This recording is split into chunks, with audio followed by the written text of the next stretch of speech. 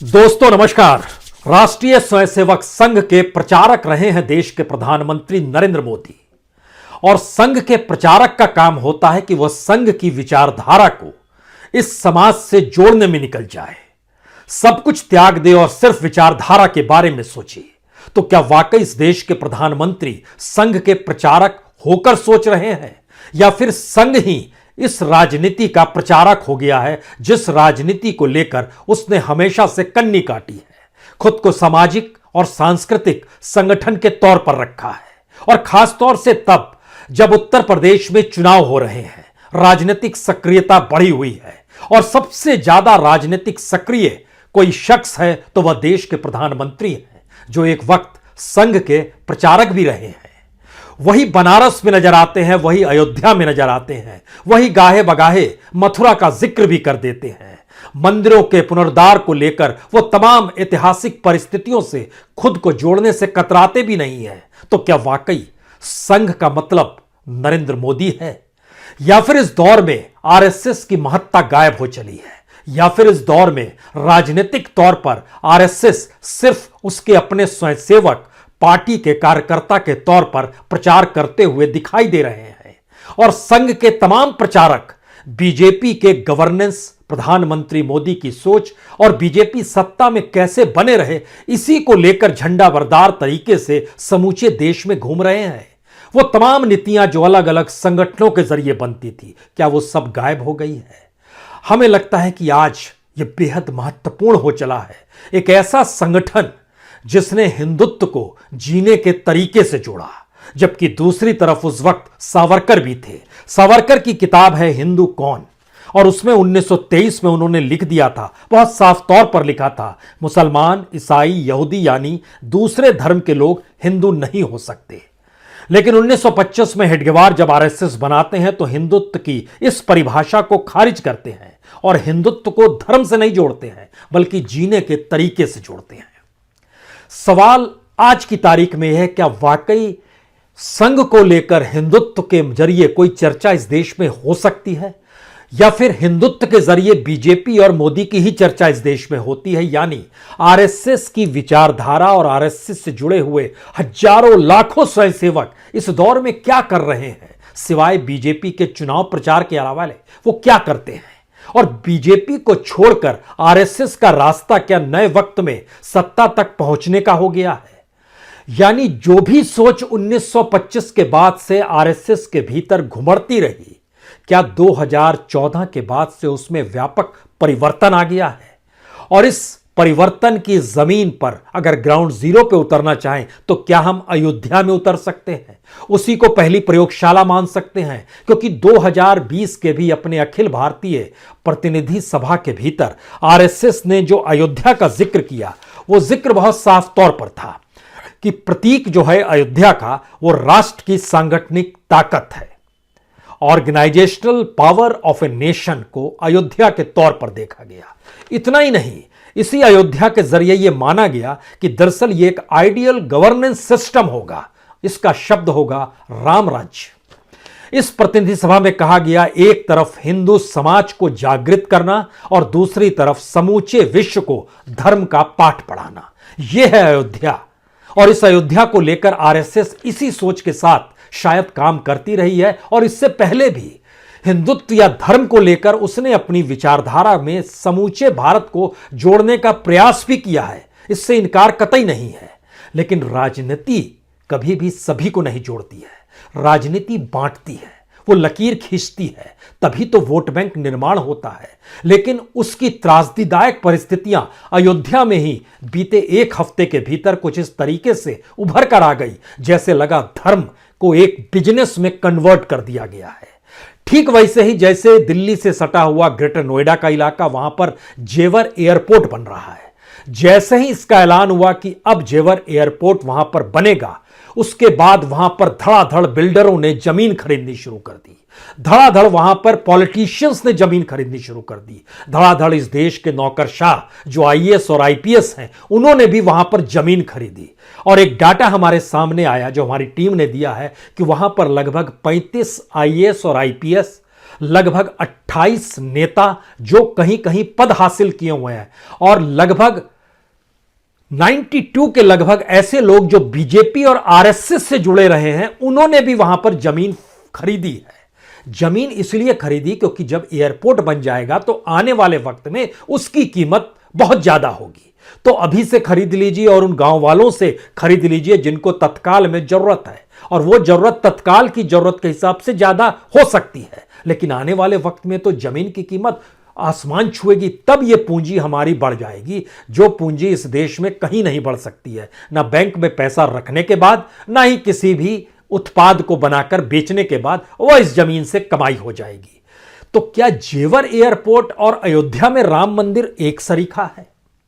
क्योंकि अयोध्या में जैसे ही ऐलान होता है कि अब यहां राम मंदिर बनेगा और सुप्रीम कोर्ट का जैसे ही फैसला आता है, उसके बाद से वहां पर धड़ाधड़ जमीन की कीमतें बढ़ती चली जाती है। लेकिन खरीदार कौन है? वही आईपीएस, वही आईएएस, वही नेता, वही बीजेपी और संघ से जुड़े हुए लोग, वैसे ही ट्रस्ट, वैसी ही सारी चीज जिनको पता है कि आने वाले वक्त में इसकी कीमत बढ़ती चली जाएगी। यह रिपोर्ट बार बार निकल कर आई है, लेकिन हमें लगता है इस पर जरा गौर कीजिए। अयोध्या के राम मंदिर के 4 किलोमीटर के परिसर में जब तक फैसला यह नहीं आया था, सुप्रीम कोर्ट ने फैसला नहीं सुनाया था, उस समय तक वहां की कीमत जो थी वह 2640 रुपए स्क्वायर फीट की कीमत थी। 2640। जब फैसला आ गया और आते ही वो लगभग 3 गुने में हो गया, 6000 रुपए स्क्वायर फीट हो गया, क्योंकि अब मान लिया गया अब तो यहां मंदिर बनेगा और आने वाले वक्त में यहां पर मंदिर टूरिज्म कहिए या रिलीजियस टूरिज्म कहिए या जो कहना कह लीजिए, यहां की जमीन बढ़ जाएगी। तो 6000 रुपए हो गया। दिसंबर 2020 में उसकी कीमत बढ़कर तकरीबन 9000 स्क्वायर फीट हो गई। चले कहां से? 2400 से चले थे, 9000 स्क्वायर फीट हो गई 2020 के दिसंबर में। आज की तारीख में वहां पर तकरीबन 11,500 रुपए स्क्वायर फीट की जमीन है। इस दौर में जो भी 15 नेता और 3 आईएएस, 1 आईपीएस और जो जुड़े हुए लोग हैं ट्रस्ट के जरिए, जो बीजेपी, आरएसएस और इन तमाम लोगों से जुड़े हुए लोग हैं, उनकी संख्या लगभग 42 है जिन्होंने छिटपुट जमीन ली है। अब जमीन लेने में कोई दिक्कत तो है नहीं, लेकिन सवाल फिर वही कि अगर मंदिर का ऐलान नहीं हुआ था तो पहले आप अयोध्या में जमीन क्यों नहीं ले रहे थे? राम जन्मभूमि तो तब भी आप कहते थे, और 1990 में जब आंदोलन चला, अडवाणी जी निकल पड़े, उस वक्त भी आपने जमीन क्यों नहीं ली? वहां तो आप कार सेवा करने आ गए थे। उस वक्त बाबरी मस्जिद का जिक्र होता था, राम मंदिर बनेगा, इस बात को लेकर आंदोलन की दिशा में चीजें बढ़ती थी। इस पूरी प्रक्रिया के भीतर में 1990 में आपको आरएसएस नजर आएगी, लेकिन 2021 में नजर नहीं आएगी। अयोध्या के फैसले के वक्त नजर नहीं आएगी। सीधे समझे तो 2014 के बाद से आरएसएस ने क्या अयोध्या को लेकर कोई बड़ा बयान दिया? नहीं दिया, क्योंकि प्रचारक ही प्रधानमंत्री थे, तो वो बयान क्या देते? लेकिन सवाल फिर वही है कि इस जमीन को लेकर एक बिजनेस मॉडल को समझिए इस देश के भीतर में, तब हम उस आरएसएस, बीजेपी, राजनीति, उत्तर प्रदेश चुनाव का भी जिक्र कर लेंगे। जो जमीन उस समय थी 11,500 रुपए फीट, स्क्वायर फीट की दिशा में आ गई 2,400 से खिसकते खिसकते। इस दौर में जिन लोगों ने जमीन खरीदी, अगर वो फैसले से पहले जमीन लेते तो उनको वो जमीन सिर्फ 2 करोड़ 30 लाख में मिल जाती। 2 करोड़ 30 लाख में जो जमीन मिल जाती, वह जमीन इन लोगों ने तकरीबन जो खरीदी, उसके बाद से खरीदनी, जो हड़बड़ाहट में खरीदते चले गए, उसमें भी लगभग वो 4 करोड़ के लगभग में वो जमीन खरीदी गई। 4 साढ़े 4 करोड़ तक में यह जमीन 2020-21 तक का सौदा है, 4.5 करोड़ की वो जमीन खरीदी गई। किसी ने कहीं पर कुछ जमीन 5 लाख में खरीदी, किसी ने 50 लाख में खरीदी, किसी ने 20 लाख दिए, किसी ने 47 लाख दिए, किसी ने 19,75,000 दिए। पूरा डाटा है। महत्वपूर्ण यह है कि यह 4.5 करोड़ की जो जमीन है, जो 2 करोड़ 40 लाख से बढ़कर 4.5 करोड़ तक की जमीन खरीदी गई है, अब जब वहां पर राम मंदिर का निर्माण होने की दिशा में बहुत तेजी से, अब जब सारी चीजें तय हो गई है कि 2023 तक बन जाएगा, उस जमीन की कीमत अगले बरस तक जो रफ्तार है वो तकरीबन 50 करोड़ पार कर जाएगी। सोचिए कितना मुनाफा है, कितना पैसा है, और 2 करोड़ की जमीन 50 करोड़ तक में तुरंत झटके में पहुंच जाएगी। अब जो ट्रस्ट ने भी जो जमीन ली थी, वो 12 करोड़ की जमीन ली थी, वह जमीन की कीमत भी 100 करोड़ पार कर गई। कितना मुनाफा है इसमें। तो इसमें हम लोग धर्म देखें कि बिजनेस देखें, इसमें हम लोग राम राज्य देखें या फिर बिजनेस का राज्य देखें जहां पर सिर्फ मुनाफा होता है। जब इन बातों का हम जिक्र कर रहे हैं तो फिर क्योंकि इसमें जो खरीदने वाले लोग थे उसमें कई एमएलएस के नाम आए, मेयर के नाम आए, जो आयोग के सदस्य थे उनके नाम भी आए, सूचना आयुक्त का नाम भी आया, सरकार के आला अधिकारियों का नाम भी आया, और महर्षि रामायण विद्यापीठ ट्रस्ट ने भी जो 21 बीघा जमीन खरीदी उसकी भी कीमत लगभग 12 गुना तुरंत बढ़ चुकी है। जो खास तौर से जो डीएम के पिताजी की जमीन का जिक्र हो रहा है, जो खास तौर से ये खबर आई कि वहां उस वक्त जो डीएम थे उनके पिताजी ने जमीन खरीदी मुगलपुरा में लगभग 320 वर्ग मीटर की, वह भी जमीन खरीदने के बाद से लगभग 5 गुना बढ़ चुकी है। तो यह एक बिजनेस है क्या भारत के भीतर में? यानी समाजवादी दृष्टिकोण भी आ गया है कि धर्म को भी उसी लिहाज से देखो, आस्था को भी उसी लिहाज से देखो, तब संघ की मौजूदगी कुछ सवाल खड़ा करती है। और आरएसएस के प्रचारक का प्रधानमंत्री होना भी कुछ सवाल खड़ा करता है, क्योंकि इस दौर में आरएसएस में जो लोग शामिल हुए, अगर उनसे आप संवाद बनाइएगा 2014 के बाद से, क्यों आए शामिल हुए? कुछ का कहना था रोजगार की वजह से, कुछ कहते हैं व्यस्त रहने के लिए, क्योंकि यहां पर अलग अलग ऑर्गेनाइजेशंस काम करते हैं, उसमें ज्यादातर तादाद बुजुर्गों की है, जो सीनियर सिटीजन है उनकी तादाद है। ताकतवर लोगों के करीब आ जाते हैं। उत्तर प्रदेश के भीतर बड़ी तादाद में जो वॉलंटियर्स के तौर पर या स्वयंसेवक के तौर पर जुड़े, उनका कहना है ताकतवर लोगों के हम करीब आ जाते हैं। कुछ कहते हैं कि सत्ता के करीब आ जाते हैं, कुछ कहते हैं कि आरएसएस का तमगा अगर आपके साथ है तो सारी चीजें आपके अनुकूल धीरे धीरे होती चली जाती है। यानी आरएसएस को भी इस दौर में एक पॉलिटिकल पार्टी के सत्ता में रहने के साथ उस पॉलिटिकल पावर के हिसाब से परिभाषित किया जाने लगा, जहां विचारधारा नहीं है, विचारधारा का कोई मतलब नहीं है। सावरकर ने अपने हिंदू कौन में इस बात का खुले तौर पर जिक्र किया है कि हमारा यह मानना है कि राजनीति का हिंदूकरण कर दीजिए और हिंदूकरण का सैनिकीकरण कर दीजिए। आरएसएस के भीतर सैनिकीकरण वाली सोच हेडगेवार तक बिल्कुल नहीं थी, उसके बाद गुरु गोलवलकर आए तब भी नहीं पनपी। लेकिन ये सारी चीजें बहस का अलग हिस्सा है कि राजनीतिक प्रयोग देवरस ने भी किया था अपने तौर पर।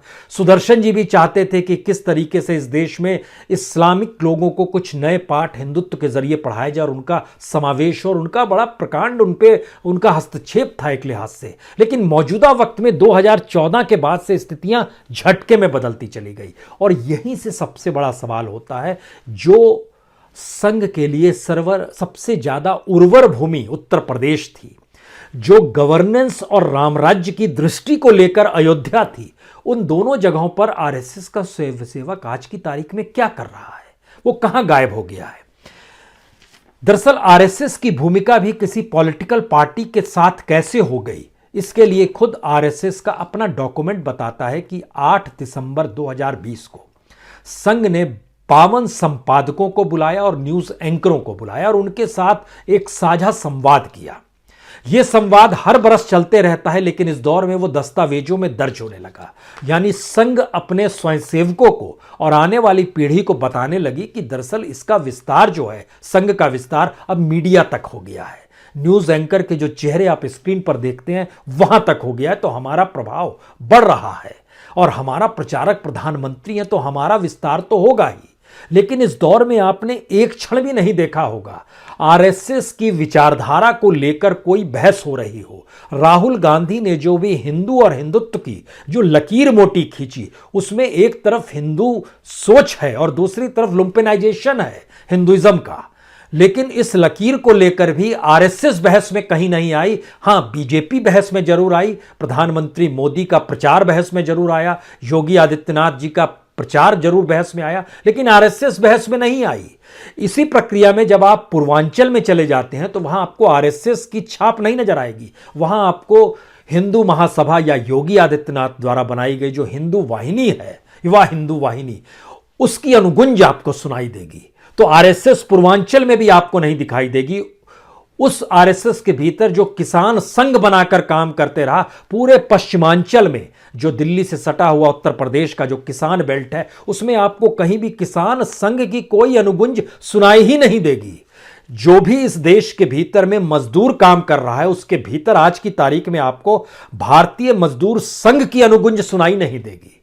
तो संघ ने जो लगभग 64 छोटे बड़े ऑर्गेनाइजेशंस बनाए, जिसमें 40 संगठन अपने तौर पर इस देश के भीतर में देवरस के दौर तक बन चुके थे, वो 40 संगठन मौजूदा वक्त में कहीं सक्रिय नहीं, और सक्रिय है तो सरकार की उन्हीं नीतियों को लेकर जो नीतियां सामाजिक और आर्थिक तौर पर उस समाज के लोगों के अहितकारी दिखाई देती है। मसलन ट्राइबल्स का जिक्र कीजिएगा, मसलन ग्रामीण भारत में जिक्र कीजिएगा, महिलाओं का जिक्र कीजिएगा, किसी भी तरीके से एजुकेशन का जिक्र कीजिएगा, क्योंकि एजुकेशन सिस्टम भी हमारा अब पूरे तरीके से प्राइवेट सेक्टर के हाथों में जा रहा है, जो न्यू एजुकेशन पॉलिसी है। लेकिन आरएसएस ने एक शब्द नहीं कहा, उसने मान लिया, चूंकि प्रधानमंत्री ने कहा और सरकार ने कहा तो मान लिया। अब यहां से असल खेल शुरू होता है कि क्या वाकई उत्तर प्रदेश के भीतर में जहां पर सबसे बड़ी तादाद में शाखाएं आरएसएस की लगती रही, और शाखाएं हर दिन लगती थी, इस कोविड काल को छोड़ दीजिए तो शाखाओं के जरिए प्रचार प्रसार की परिस्थिति हर दिन फैलती चली जाती थी। लेकिन 2015 के बाद से किसी भी जिले में आरएसएस की शाखा के भीतर यह चर्चा ही नहीं हुई कि इस देश के भीतर में जो सरकार है उस सरकार की फला पॉलिसी गलत है उनके अपने ऑर्गेनाइजेशन को लेकर। बिल्कुल नहीं, उल्टे चीजें बदलनी शुरू हुई 2017-18 के बाद से, और योगी आदित्यनाथ जब मुख्यमंत्री बन गए तो उसके बाद से उस भगवा वस्त्र के प्रति आस्था का भाव इस रूप में रखा गया जैसे वस्त्र और रंग ही गवर्नेंस का प्रतीक होते हैं, और उसी के जरिए अपनी वैचारिक परिस्थिति को मजबूत कर लीजिए। और आरएसएस ने धीरे धीरे अपने स्वयंसेवकों के भीतर शायद वैचारिक, हम उसको क्या कहें, खोखलापन कहें, कंगालपन कहें, क्योंकि जो विचारधारा की जो पराकाष्ठा संवाद के जरिए होती थी वो सारी चीजें गायब हो गई। और ये चीजें जब गायब हुई तो वहां का भी स्वयंसेवक सिर्फ इसीलिए शामिल हो रहा था जो हमने जिक्र किया, रोजगार की जगह, व्यस्त रहने की जगह, ताकतवर लोगों के करीब आना, सत्ता से नजदीकी हो जाना, कानून के सामने कोई मुश्किल ना आना। और बहस क्या होती है, बहस यही होती रही कि देखिए, एक वक्त लाल कृष्ण आडवाणी और अटल बिहारी वाजपेयी थे, वो जोड़ी काम करती थी। आज की तारीख में मोदी और योगी काम कर रहे हैं। लेकिन धीरे धीरे सब ये जानने लगे कि दरअसल सिर्फ योगी ही नहीं, मोदी ही सिर्फ बचे हुए हैं, और वही आरएसएस हैं, वही स्वयंसेवक हैं, वही प्रचारक हैं, वही प्रधानमंत्री हैं, वही गवर्नेंस का चेहरा है, वही पॉलिसी इस दौर में हिंदुत्व की पॉलिसी है। और शायद इसीलिए आपने किसी भी रूप में, जब आप पुराने भाषणों को भी सरसंघ चालक के, जो कि दशहरा के दिन नागपुर में दिया जाता है, उन भाषणों को भी जब पलटना शुरू करेंगे, वो भाषण छापे जाते हैं और आपको प्रभात प्रकाशन में मिल भी जाएगा। मौका मिले तो उसे पढ़िए। और 2014 के दशहरा तक जिन बातों का जिक्र किया गया, 2014 के बाद उन तमाम बातों पर आंख मूंद लिया गया। यहां तक कि किसानों के आंदोलन के वक्त सिर्फ एक लाइन यही कही गई, जो भैया जी जोशी ने अपने तौर पर कही, कि इतना लंबा आंदोलन चलना नहीं चाहिए और सरकारों को समझना चाहिए किसी भी देश में इतना लंबा आंदोलन चलना ठीक नहीं है। वो किसान सही है या नहीं है, किसानों का आंदोलन सही है या नहीं है, इस पे चुप्पी साध ली, इससे आगे एक शब्द भी नहीं बढ़ सके। तीसरी परिस्थिति आई कि जहां जहां कोई विरोध के स्वर उठे, चाहे वह अपने तौर पर किसान संघ रहा हो, स्वदेशी जागरण मंच रहा हो, भारतीय मजदूर संघ रहा हो, तो हम लोगों ने देखा कि दरअसल इस दौर में उसके मुखिया जो हेड कर रहे थे, उनको भी बदला गया, उनको भी हटाया गया। इस प्रक्रिया में विश्व हिंदू परिषद के प्रवीण तोगड़िया का नाम आप सबसे अग्रणी रख सकते हैं कि उनको भी कैसे वहां से हटा दिया गया और क्यों हटा दिया गया। लेकिन फिर यही सवाल है, क्या इस दौर में आरएसएस गायब हो गई है? क्या इस दौर में आरएसएस जिस हिंदुत्व की विचारधारा को लेकर चल रही थी, अब उसने पूरे तरीके से राजनीति का चादर ओढ़ ली है? ऐसी चादर जिसमें सिर्फ और सिर्फ एक ही चेहरा दिखाई देता है, जो राजनीतिक सत्ता को बरकरार रखने के लिए स्वयंसेवकों को हाँकता है कि अपने तौर पर आप कम से कम बीजेपी को जीत नहीं मिलेगी तो फिर आपका विस्तार कैसे होगा। सवाल यह था कि लोगों को जोड़कर विस्तार किया जाए या विचारधारा को लेकर विस्तार किया जाए। हमें लगता है इसके लिए आपको 1929 में 4 बरस बाद जब हेडगेवार जी भाषण दे रहे थे तो उस भाषण पे गौर करना चाहिए। उस समय एक सवाल उठा था कि हमारे साथ अभी भी लोग उतने जुड़ नहीं पा रहे हैं। उस समय वह सिर्फ विदर्भ और धीरे धीरे महाराष्ट्र में सक्रिय था। उनका आर्गुमेंट था कि महाराष्ट्र, विदर्भ का मतलब यह हुआ मध्य प्रांत उस समय कहा जाता था, वहां पर सक्रिय था। लेकिन उस वक्त उन्होंने कहा सवाल यह नहीं है कि आपके साथ कितने लोग जुड़ते हैं, सवाल यह है कि क्या आप एक भी ऐसे व्यक्ति को जोड़ सकते हैं जो आने वाले वक्त में 10 लोगों को जोड़ पाए। यह कम से कम इतनी वैचारिक परिस्थितियां आपके साथ हिंदुत्व को लेकर रहेगी या नहीं रहेगी। उस समय और आज की स्थिति में एक अंतर आ गया, विचार और वैचारिक परिस्थितियां गायब हो गई। संघ की मौजूदगी समाज के भीतर जिस रूप में भी थी, पॉजिटिव मानिए, नेगेटिव मानिए, नकारात्मक मानिए, वह भी चीजें इस दौर में गायब हो गई। यानी नया सवाल यह है कि अगर बीजेपी सत्ता से हट जाती है तो आरएसएस का क्या होगा? क्या आरएसएस वाकई उसी रूप में दोबारा सक्रिय हो पाएगी, या आरएसएस को उस रूप में मान्यता मिल पाएगी जिस रूप में अटल बिहारी वाजपेयी के काल में जब वो एफडीआई का जिक्र हो रहा था और इंश्योरेंस सेक्टर में और डिफेंस सेक्टर में एफडीआई लाने का जिक्र था, तो आरएसएस ने एक लिहाज से कमर कस ली थी विरोध करते हुए। वह चीजें क्या दोबारा पनप पाएगी? मुश्किल है, क्योंकि भारत के सांस्कृतिक परिस्थितियों को अंतर्राष्ट्रीय पूंजी से इस दौर में खुले तौर पर जब राजनीतिक सत्ता ने और संघ के प्रचारक रहे प्रधानमंत्री मोदी की पॉलिसीज ने जोड़ दिया है, तो संघ कैसे चू चपड़ कर सकता है? संघ के भीतर से कौन आवाज उठाएगा? तो जो सांस्कृतिक और सामाजिक मूल्य थे, वह मूल्य भी एक झटके में बिजनेस और धर्म के जरिए या आस्था के जरिए भी कैसे कमाई जा सकती है चीजें, उससे जुड़ गई। इसकी एक मोटी लकीर एक और खींचिए। यह मोटी लकीर है सुविधाओं की। संघ का स्वयंसेवक हमेशा से रेलगाड़ी के दूसरे डब्बे में बैठकर लोगों से बातचीत करते हुए, प्रभावित करते हुए चुनावी क्षेत्र के इलाके में घूमता था। साइकिल से घूमता हो, पैदल से घूमता हो, जैसे भी एक संवाद बनाता था, क्योंकि भारत का बहुसंख्यक तबका अभी भी ऐसे रहता है। लेकिन आज की तारीख में आपको संघ से जुड़ा हुआ कोई शख्स अगर ऐसा दिखाई दे दे तो आप बताइए। सबके पास कार है और हमारी जानकारी में वो गाड़ी भी सरकार द्वारा उपलब्ध कराई जाती है जिसमें पेट्रोल डीजल हमेशा भरा रहता है। उसका लिए आपको कोई ज्यादा असुविधा नहीं होती। अटल बिहारी वाजपेयी के समय में, उस समय संघ के एक महान प्रवक्ता को दिया गया था हवाई जहाज में सफर करने के लिए, उसको लेकर हंगामा मच गया था कि उनको कैसे लिफलेट्स इंडिया दे दिया गया, एयर इंडिया में आप सफ़र कर सकते हैं, और उसके लगातार उसको सिर्फ पर्ची फाड़ती जानी है और वो जमा होती चली जाएगी। वह भी चीज़ें आज की तारीख में एक आसान सी परिस्थिति में आकर टिक गई हैं। सबको सुविधाएं दे दो, सबको सुरक्षा दे दो, सबको सुरक्षा के दायरे में इस रूप में बांध दो कि ये उनके सम्मान के साथ जुड़ जाए। किसी को जेड सिक्योरिटी दे दो, किसी को वाई सिक्योरिटी दे दो, किसी को कार दे दो, किसी को घर दे दो, किसी को तमाम सुविधाएं दे दो। तो आप जब उस फेरिस्त को उठाकर निकलेंगे तो एक सवाल बार बार यह आएगा जो मौजूदा राजनीतिक सत्ता की जरूरत है कि सत्ता रहेगी तो ना कुछ काम होगा। तो स्वयंसेवकों को भी लगा सुविधाएं रहेंगी तब ना कुछ काम करेंगे, नहीं तो कैसे काम कर पाएंगे। यह जो एक पूरा का पूरा ट्रांसफॉर्मेशन है, उत्तर प्रदेश के चुनाव में आपको हर स्वयंसेवक बीजेपी के एक कार्यकर्ता के तौर पर ही नजर आएगा, यानी वैचारिक तौर पर वो कहीं नजर नहीं आएगा। अब जब इन बातों का हम जिक्र कर रहे हैं तो हमको लगता है 3 चीज और जरा समझ लीजिए। इस देश के भीतर में जहां जहां जिस रूप में किसी भी योजनाओं को लाया जाता है और लोकार्पण प्रधानमंत्री कहते हैं या उद्घाटन करते हैं, इसका मतलब होता है वहां पर ठेकेदारी प्रथा को सक्रिय कर देना। ठेकेदार सक्रिय हो जाता है, उसके बाद वहां पर काम चालू हो जाता है। काम चालू होने के बाद वहां से पैसे की आवाजाही शुरू होती है।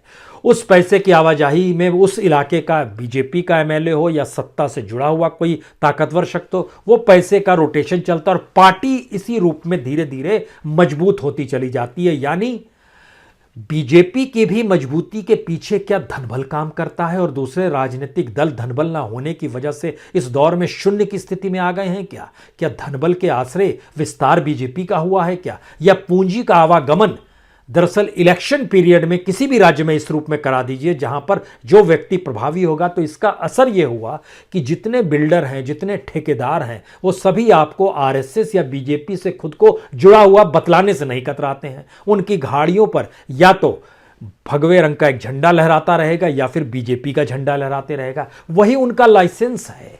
लेकिन सबसे गंभीर सवाल तो यही है इस दौर में, आरएसएस कहां है? गवर्नेंस है, लोभ है, मुनाफा है, पैसा है, पॉलिसी है, सब कुछ है, गवर्नेंस के साथ वह विचारधारा कहां है? तो विचारधारा मत खोजिएगा आप, और आरएसएस को भी खोजने की कोशिश मत कीजिएगा कि वो स्वयंसेवक है, देखिए वो कितना कर्मठ है, वह रोज शाखा लगाता है, रोज बताता है और बताता है किस तरीके से चीन ने ये कर दिया वो कर दिया। इस पे मत जाइएगा, क्योंकि इस पे जाइएगा और इसके भीतर जब जाना शुरू कीजिएगा तो आप समझ जाइएगा दरअसल ये पूरा का पूरा एक बिजनेस मॉडल है। इस देश को एक बिजनेस मॉडल के तहत विकसित करने की दिशा में सोचा जा रहा है। वहां पर आरएसएस अब खुद को अगर सामाजिक और सांस्कृतिक संगठन कह ले तो कह ले, क्या असर पड़ता है, किसने जाना है। लेकिन वो सामाजिक और आर्थिक संगठन भी, सांस्कृतिक परिस्थितियां भी इस देश के बिजनेस मॉडल में राजनीति अपनी पॉलिसी के तहत जोड़ चली है। इसलिए अयोध्या की खरीद फरोख्त 2 करोड़ की जमीन 50 करोड़ में, 12 करोड़ की जमीन 100 करोड़ में हो जाए तो जेवर में भी तो यही हुआ और तमाम जगहों पर यही हो रहा है। अंतर मत देखिए। हम एक ऐसी राजनीतिक शून्यता के दौर में आकर खड़े हैं जहां पर विचारधारा पे बहस करना बेमानी लगता है और वैचारिक परिस्थितियों को अतीत के माध्यम से टटोलना शायद झूठ लगता है, और शायद अतीत की परिस्थितियों को मौजूदा वक्त में रखकर खुद को नैतिक बल के साथ खड़ा करने वाले लोग झूठे लगते हैं। लेकिन प्रचारक के हाथ में देश की सत्ता है, संघ जैसा मन चाहे वैसा सोचे, लेकिन देश एक बिजनेस मॉडल में तब्दील किया जा चुका है। तो आरएसएस भी उस बिजनेस मॉडल का सत्ता और राजनीतिक सत्ता पाने के लिए एक हथियार भर है। बहुत बहुत शुक्रिया, बहुत बहुत शुक्रिया।